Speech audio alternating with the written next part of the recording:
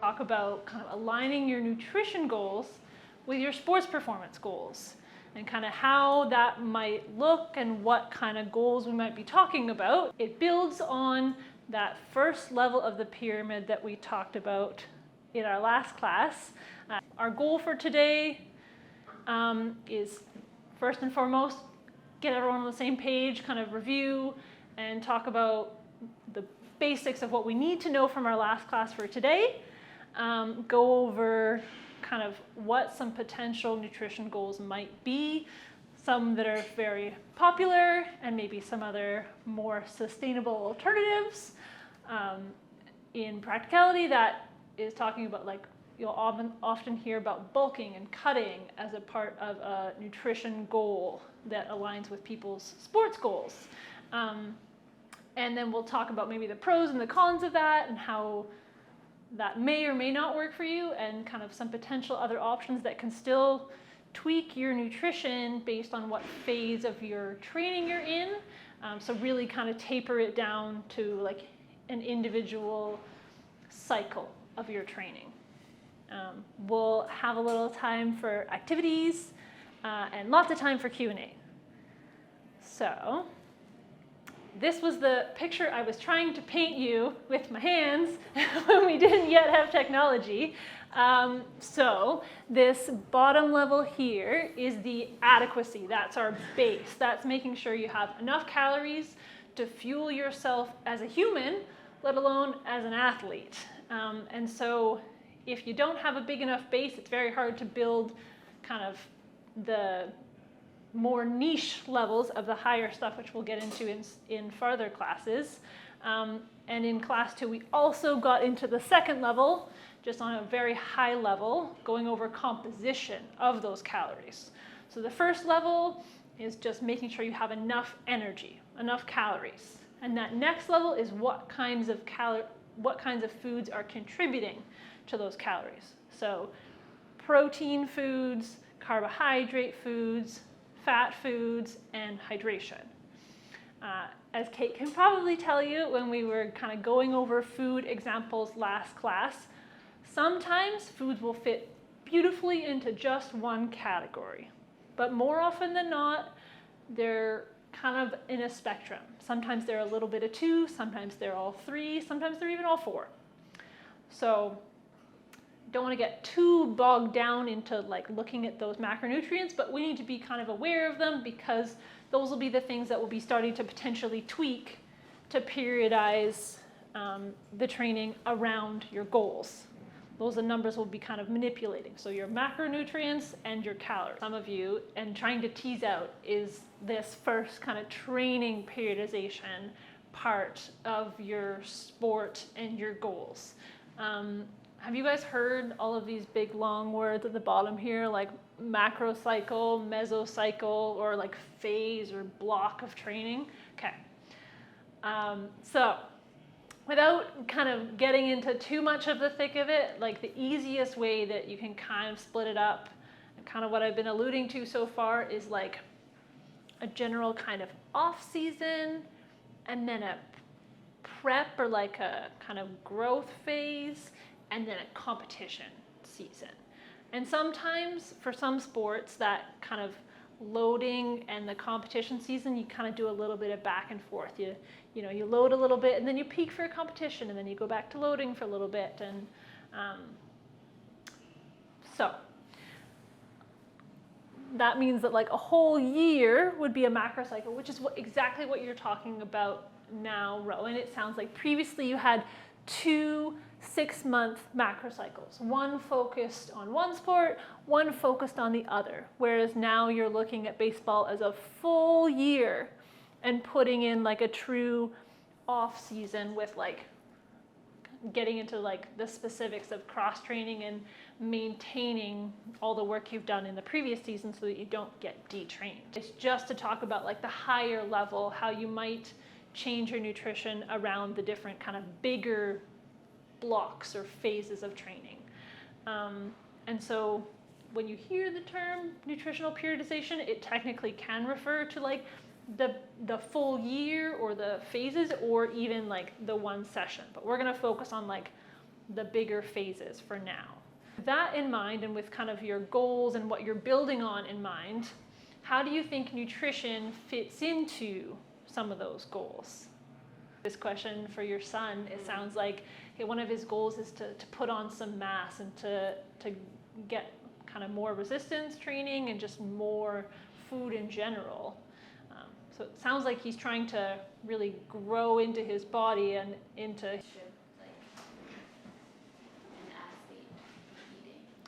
That depends kind of on what your goals are.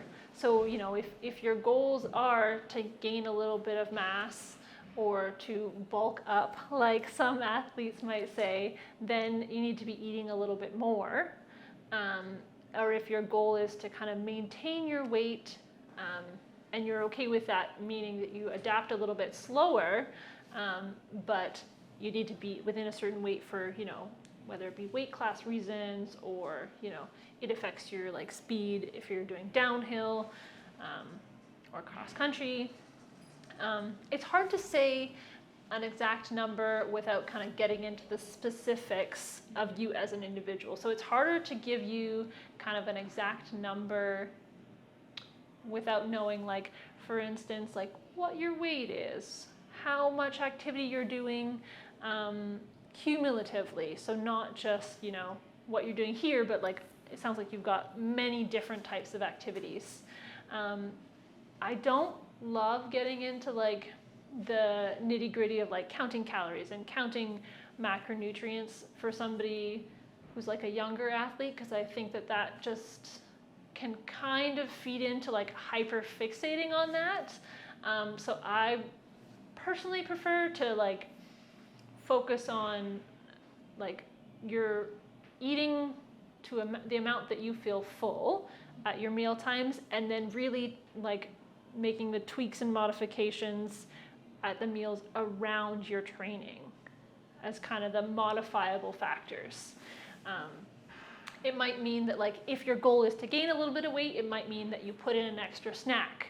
Whereas, you know, if your goal is to just maintain and your kind of pattern is 3 meals a day, then that might work for you. I know that's not full. Yeah. Because somewhere along the way, my son was told, eat until you feel like you want to throw up. Yeah, I would say it was a bit much. Okay. Without knowing the That's like good. I'd like to hear that.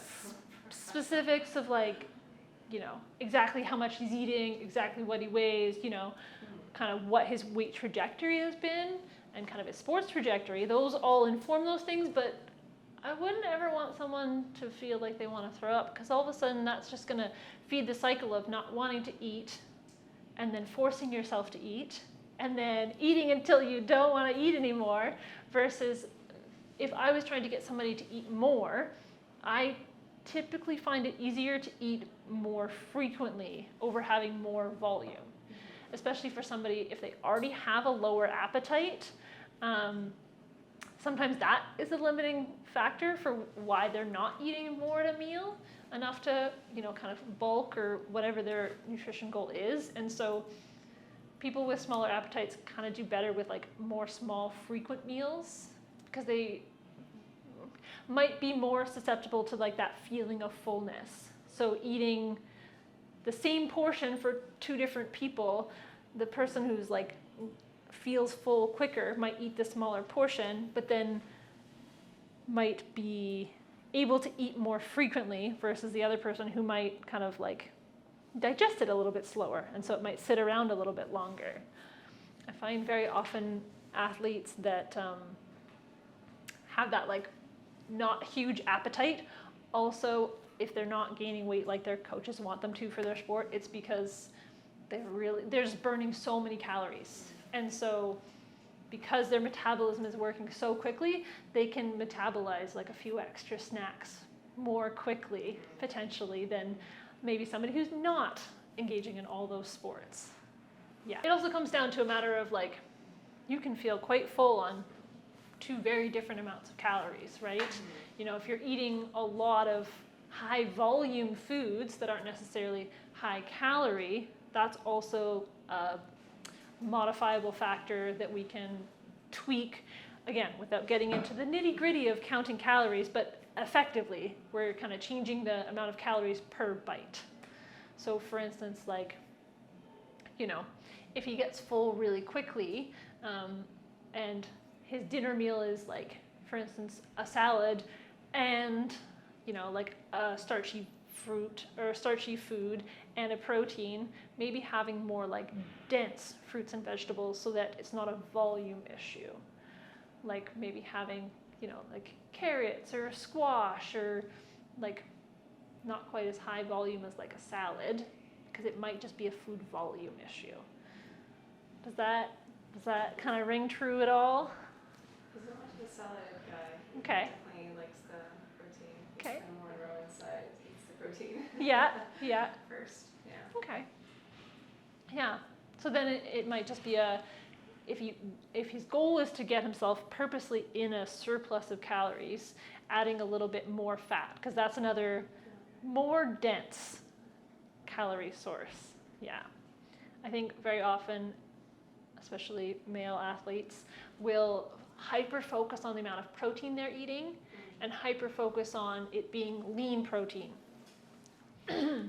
which is good. You don't want an excess of animal fats necessarily, but when you're eating lots and lots of calories, some of those calories need to come from healthy fats as well, whether it be things like, you know, avocado or nuts and seeds or other healthy oils like, you know, avocado oil, olive oil, or just olives. Yeah, even eggs. Yeah. Any questions that you have before we dive into a bit more of the kind of options for nutrition periodization? No. Okay, let's move right along then. So this is kind of what I've been alluding to, and Lisa and I have already been talking about it a little bit. Have you guys heard about like bulking and cutting as like distinct kind of goals or phases of your nutrition? Yeah, Okay. I'll tell you some of the truths and some of the maybe not so truths in there. I'm not picking at you. What you said is very commonplace in like a gym environment and you know, like on the playing field, if you will. You're 100% correct in that generally in a bulking phase, you will purposely be in a surplus. And some of that means, exactly like Lisa and I were talking about, some higher fat foods because they are more calorically dense, like we learned about last class. But I think kind of the myth maybe in there is that it's not just about the fats, and it's not just about getting bigger. The goal is to put yourself in a surplus so that you can build more muscle. And like you said, do more of those bulking exercises. That would mean if you're in a surplus, generally you'll have more energy or capacity to just do more high volume exercises or more resistance training that's going to kind of feed into those adaptions in your body, like building muscle. The goal of cutting is generally to maintain the muscle mass that you built in your bulking phase, but pare down, hopefully, some of that fat mass so you can be leaner, stronger, faster, or within your weight class for some people. So I will put up some spoilers here. So bulking, kind of the very simple definition is just purposely being in a surplus with the goal of growing muscle mass, and accepting that a little bit of fat mass is going to come along with that purposeful surplus. And like you said, that middle point there is it's going to increase your training capacity. You're going to be able to do more of those big, bulky exercises. You're going to have lots of energy for them. And then cutting is intentionally being in a deficit with the goal of hopefully maintaining the muscle mass you built in your bulking phase, but shedding some of the excess fat that you put on by being in a surplus before. If you have ever tried kind of doing this cycle, you'll notice that your training capacity really reduces in that phase where you're slashing your calories. If you think way back to our pyramid, that's like kind of chipping away at the pyramid. And so, you know, you can chip away a little bit and still hold up the other layers, but if you chip away too much, then you won't have enough calories to get the micronutrients you need, get the hydration you need, fuel your training. And if you do it too much, also there's a risk that you can lose some of the invaluable muscle mass you spent so long building in the bulking phase. So the reason the kind of big caveat that I want to say to this is this does fit for some people's competition phases. Some people will, you know, bulk up in the off season and cut in the competition season when they need to be stronger, faster, leaner within their weight class. But the big caveat that I want to say to this is that this kind of cycle of going through bulking and cutting its history is rooted in bodybuilding, not athletic performance. So you'll notice that in this cutting phase, am I pointing on the wrong side? Yeah, pointing on the wrong side. In the cutting phase, your train capacity is going to go down. And you, like I mentioned, could lose some of the muscle mass you worked so hard to gain. So though this kind of cycle doesn't necessarily, more often than not, it doesn't fit in with, especially if you've got a year-round competition macro cycle that you're working within, it doesn't actually realistically fit in your goals. If you look to that top page, for instance, being in a cutting phase at any phase in your training, would it help you with your adaptation to training? Probably not. And it also promotes a little bit of this, what we love to call yo-yo dieting in the not necessarily sports performance world. And especially for younger athletes like you, I want to get away from this when we can. If we can like build fundamentals and kind of just continue to have a more slow, kind of sustained growth, I think that's a lot better from a sports performance perspective, and also in terms of your relationship with food. I don't love doing this because it just makes you hyper-fixated on maybe the aesthetic aspects of you as an athlete. When, especially this phase in your life, you don't need to be worried about, you know, making sure you're the biggest possible or the leanest possible, because sometimes trying to be the leanest possible athlete actually hinders your performance. You know, if you're constantly trying to cut and be in a deficit, it's going to just slash away at your ability to maintain and grow more muscle mass and have like metabolic adaptations like building more endurance. So I've lectured you guys a whole bunch. We went over this slide. I want to get a little bit into the numbers or kind of give you guys some examples without getting into all this. So this is an example because I didn't know who was going to be here. I think that this is maybe less relevant for you guys in the class, and maybe I'll do my second slide here first, because I want to just kind of give you guys some examples of goals that might be more in line with, like I was talking about in the beginning, a more slow and sustained growth. So maybe you would still call that bulking, but you're not going to go through that phase of like huge excess and then huge deficit. Maybe you're just putting yourself in a small surplus so that you have the ability to fuel your training and have more training capacity, and also build the muscle and have muscular adaptation. So, yeah, go ahead. I have to head out because I have a 6 o'clock. Of course, yeah, I'm sorry, we started a little bit late. So, I know that Adam's filming it, so if I can, I'll try and get you the last half of the class so that you didn't miss out. Yeah, Thank you so much. of course. Thank you. Yeah. I want to be mindful of your guys' time as well. We did start a little bit late, so I'm happy to run a little bit late so that we get through everything, but I want to make sure you guys have the capacity to do that as well. How are you doing? Yeah, no, I can. Okay, okay. So, yes, sorry. I think what I was trying to get at there is that I'm a big proponent of kind of slow and gradual growth over big, giant changes to your nutrition that maybe don't necessarily fuel you as an athlete, but might potentially help you just, or might hinder you in the sense that if you're in too much of a surplus, you might be gaining more fat mass, which is not, it's not always the goal. Often with endurance athletes, you want to have as much kind of lean muscle mass as you can without having too much kind of heavy weight that you're having to carry along with you.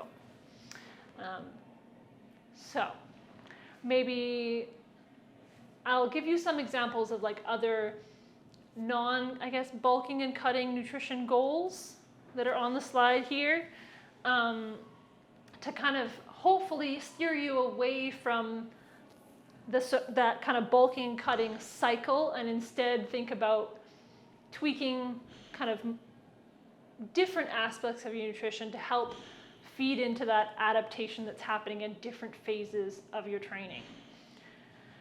So the middle one here is a great example because it's kind of what I'm getting at.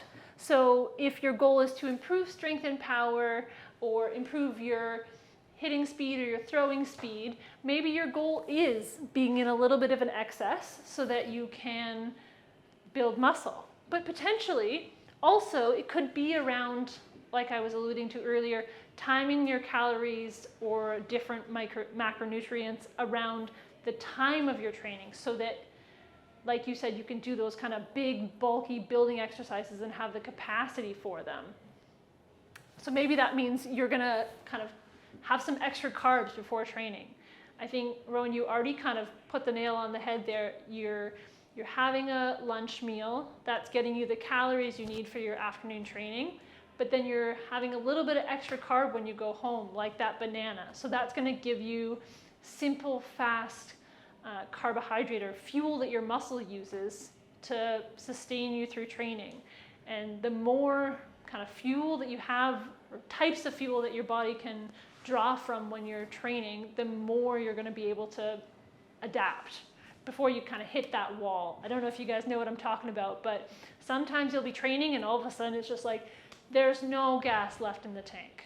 That's kind of typically when your body has stopped having carbohydrates or the stores of carbohydrates in your muscles to use, and then it's trying to shift to a different type of energy burning but isn't necessarily as efficient. All right. Some other non-calorie goals potentially is more antioxidant-rich foods. So that's a super kind of niche micronutrient that we can get more into in our subsequent classes. But basically, without getting into the specifics of it, it's like eating more healthy fruits and vegetables that are going to help your recovery and help your body with that building or like the breakdown and the building that's happening in your muscles so that you can build more muscle. Because your body goes through a lot of stress to adapt to your training. And your antioxidants or your healthy fruits and vegetables are going to help fuel that and make sure that the level of stress your body is under is kind of mitigated. Yeah. Does anyone see anyone on there that like kind of speaks to you or that you hadn't thought of before that you want to know more about? And it is split into the phases, but use them or don't as you see fit for yourself.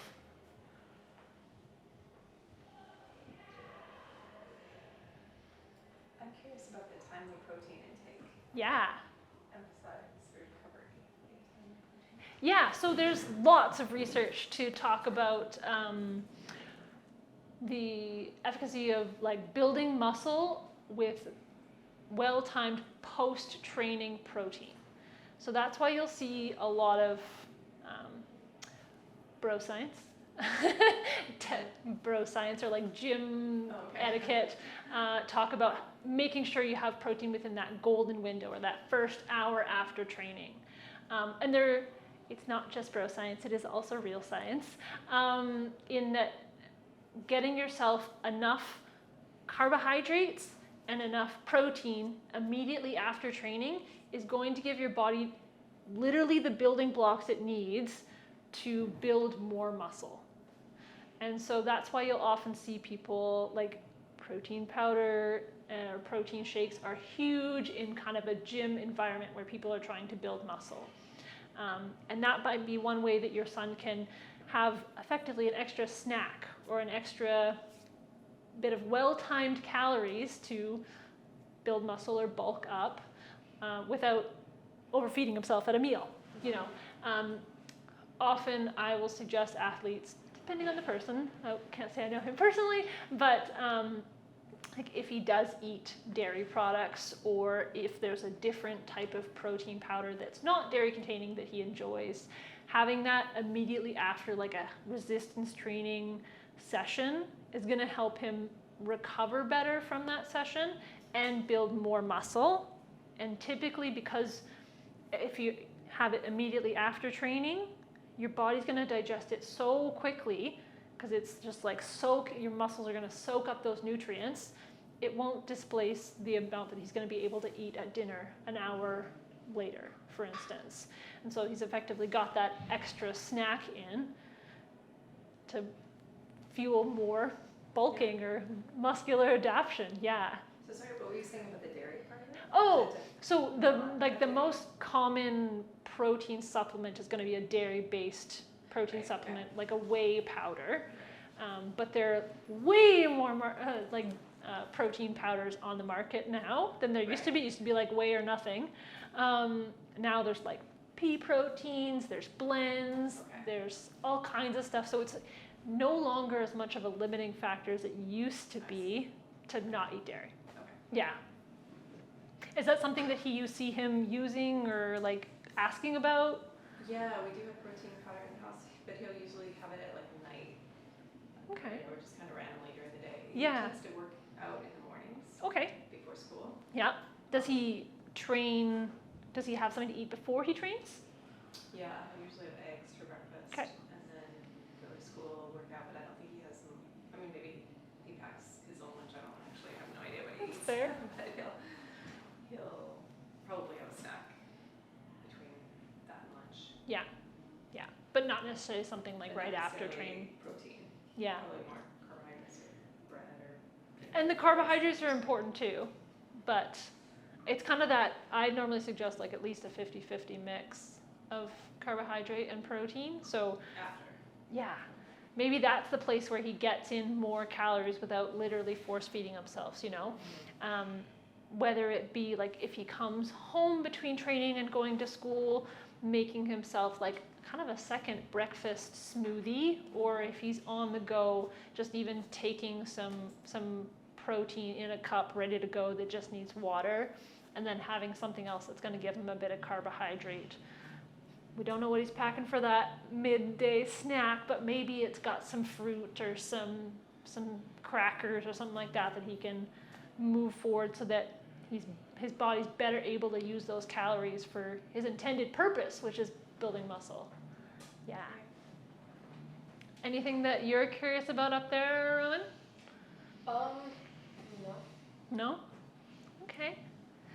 I will say I like to nerd out about this one right here. Experimenting with sports nutrition products out for competition.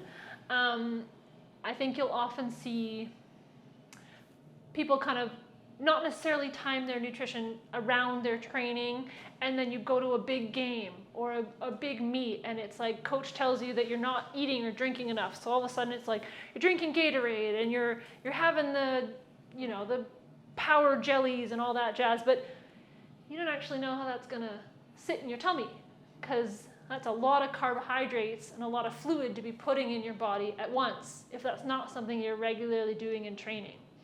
So as much as, like Kate and I were talking about before, it's great to have those extra carbohydrates on board so that you go longer before you hit that wall. If it's not something that's going to sit well in your tummy and you haven't kind of tested it out or done a little bit of a dry run, sometimes it does more harm than good because it'll just distract you from your primary focus, which is using your muscles, because your tummy's going to be doing some digestion that maybe it's not so happy with. Yeah. Okay. I will put this one back up here, even though it is somewhat overwhelming because I love it. I made it. It's way too much information, but what I'm trying to get at is that it's very easy to get into the nitty-gritty of this is specifically for strength and power athletes, so they might have very distinct competition and prep and transition or off season, whereas it sounds like more of you guys have like long kind of slow and steady on season and off season. And strength and power athletes very often compete in weight class sports, so they have two competing kind of priorities, if you will, somewhat like gymnastics, in that they're trying to best fuel themselves they can for their training, but also keep themselves within their weight class, or at least on that one day where they need to weigh that weight, which might be a bit different than, an aesthetic part of gymnastics. And so, I think, what I'm trying to get across is that it can be pretty dramatic shifts if you get into the numbers.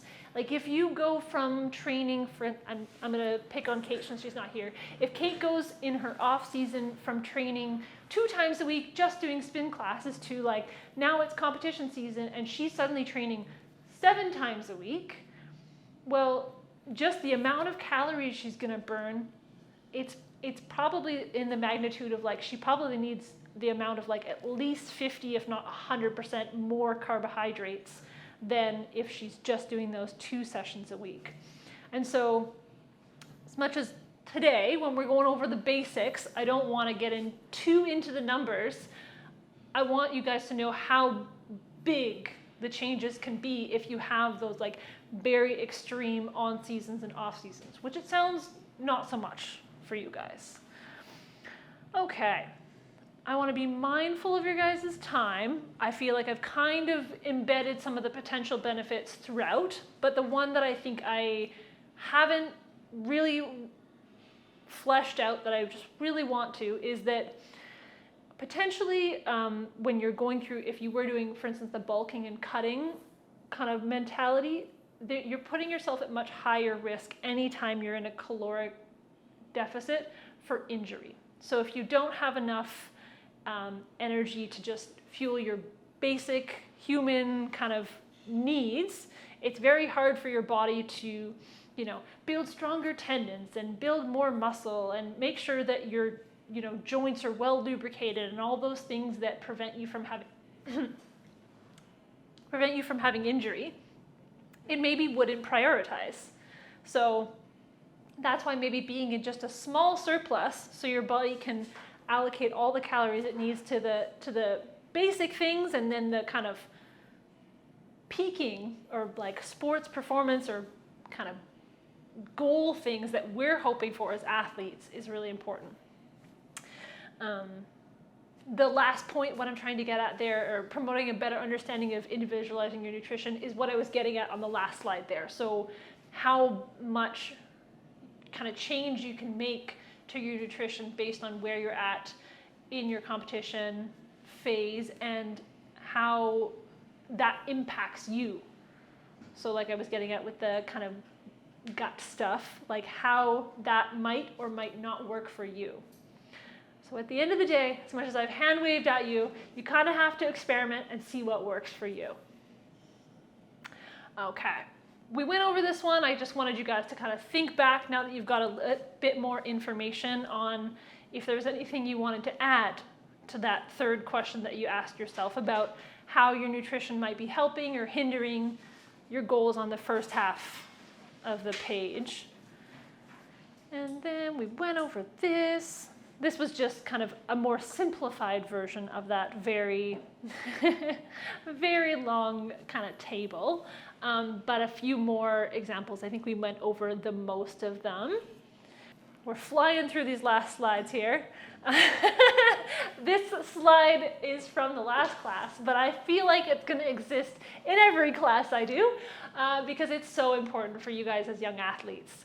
I think it's really easy, like I said, to get like bogged down in the numbers and get hyper fixated on like the exact foods and your food being fuel for training 100% of the time, when in reality, I want your food to be your fuel for training 80% of the time.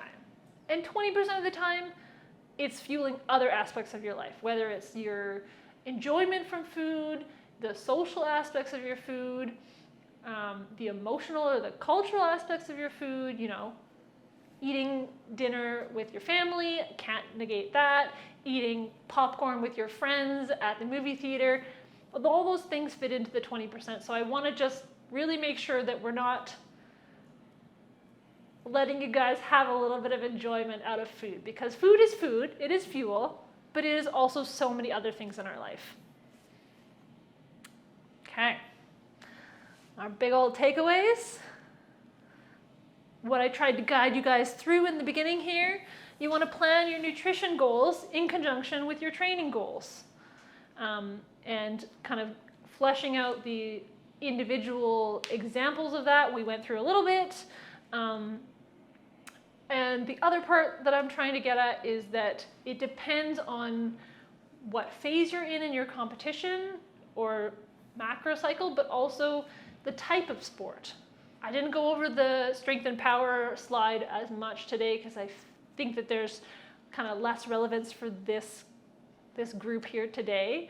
And then the final takeaway is that for most athletes, whenever we can, I want you to prioritize your sports performance over your aesthetic goals, which is why I don't necessarily always endorse the bulking and cutting because of its root in bodybuilding or aesthetics versus sports performance. Okay. That's what we're going to be going over in the next class in 2 weeks. They might look familiar because they're the top 2 levels of the pyramid that I show you guys in the beginning. And as I alluded to, we're going to be going over kind of the timing around each individual training cycle for your nutrition. So we got into it a little bit today, you and me, Lisa, about like the protein and the carbohydrates after training, but we're going to dive in even more if we can. We have just a minute or 2 questions if you guys still have a bit of time.